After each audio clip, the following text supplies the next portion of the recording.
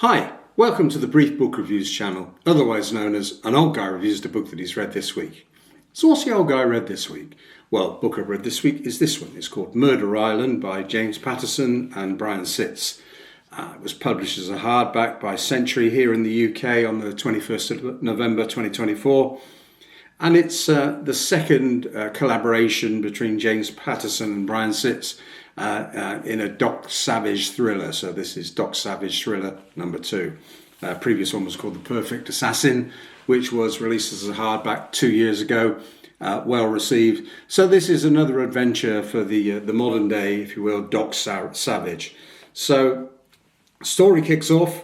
Brandt, Doc Savage, with his girlfriend Kira Sunlight. They're on the run. They're in New York. And they've got some professional people after them, professional assassins. They try to get back to Kira's loft, which is a secret building in New York. And just before they get there, it gets blown up. So all of a sudden, Kira and Doc are on the run.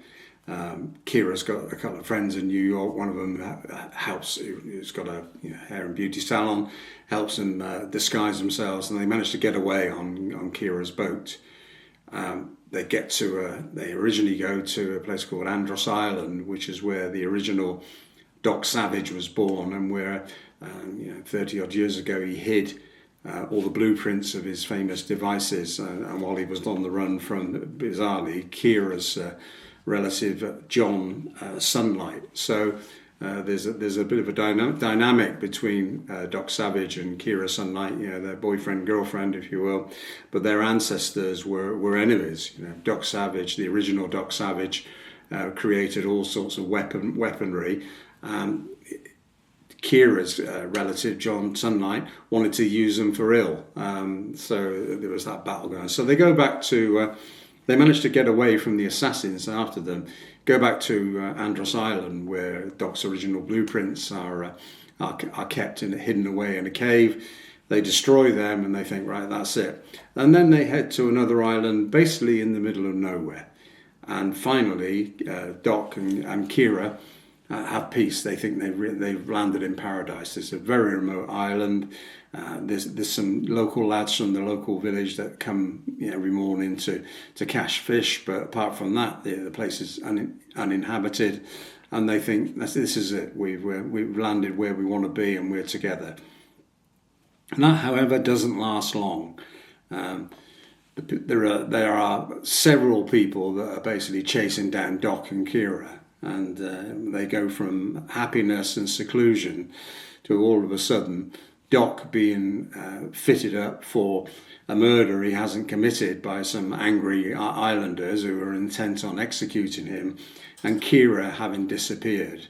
We have a couple of Bond-type villains involved. We have a distant relative of Doc who's intent on world domination, and we also have another person who's a displaced aristocrat, if you will, who's looking on regaining some of his former countries, territories in Africa, and in particular copper mines, and obviously with copper you get copper ore, you get cobalt.